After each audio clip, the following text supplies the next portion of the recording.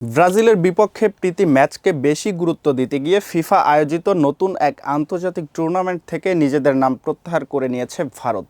আর তাতেই অপ্রত্যাশিতভাবে সুযোগ তৈরি হয়েছে বাংলাদেশের জন্য।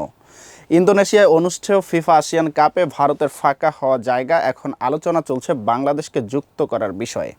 শেষ মুহূর্তে এই সুযোগ নিয়ে ইতিমধ্যে ইতিবাচক অবস্থানে বাংলাদেশ ফুটবল ফেডারেশন।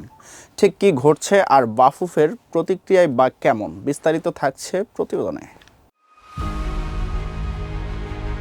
আগামী 24 সেপ্টেম্বর থেকে 3 অক্টোবর পর্যন্ত ইন্দোনেশিয়ায় অনুষ্ঠিত হতে যাচ্ছে ফিফার এই নতুন আসিয়ান কাপের উদ্বোধনী আসর, যেখানে ইন্দোনেশিয়া, মালয়েশিয়া ও সিঙ্গাপুরের সঙ্গে গ্রুপ এতে থাকার কথা ছিল ভারতেরও। তবে ঠিক সেই সময়ে কলকাতার সল্টলেক স্টেডিয়ামে ব্রাজিলের বিপক্ষে প্রীতি ম্যাচ থাকায় দ্বন্দ্বে পড়ে যায় দেশটি। বুধবার অল ইন্ডিয়া ফুটবল ফেডারেশনের সভাপতি কল্যাণ চৌবে নিশ্চিত করেন ব্রাজিল ম্যাচকেই অগ্রাধিকার দিয়ে আসিয়ান কাপ থেকে সরে দাঁড়িয়েছে তারা।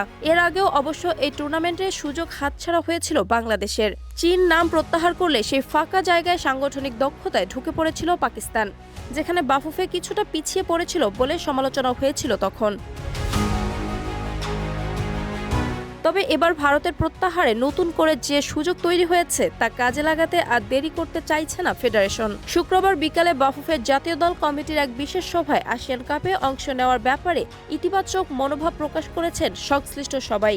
বাফুফের সহসভাপতি ফাহাদ করিম সতর্কতার সঙ্গে জানান, এখনই একে সরাসরি আমন্ত্রণ বলাটা ঠিক হবে না।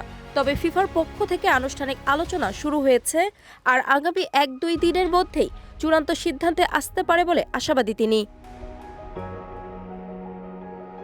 উল্লেখযোগ্য বিষয় হলো, টুর্নামেন্টে অংশগ্রহণকারী দলগুলোর যাতায়াত ও আবাসন সহ সব খরচ বহন করবেন আয়োজকরা। ফলে বাফুফের জন্য বাড়তি আর্থিক চাপ থাকছে না। ভারত না থাকায় বাংলাদেশ গ্রুপ এতে জায়গা পেলে স্বাগতিক ইন্দোনেশিয়া, মালয়েশিয়া ও সিঙ্গাপুরের মতো দলের বিপক্ষে খেলার সুযোগ পাবে তারা, যা প্রস্তুতির জন্য গুরুত্বপূর্ণ প্রতিযোগিতামূলক অভিজ্ঞতা এনে দিতে পারে। সব মিলিয়ে ফিফার চূড়ান্ত সবুজ সংকেত পেলে এবারে প্রথমবারের মতো এত বড় আন্তর্জাতিক মঞ্চে নিজেদের সামর্থ্য প্রমাণের সুযোগ পাবে বাংলাদেশ।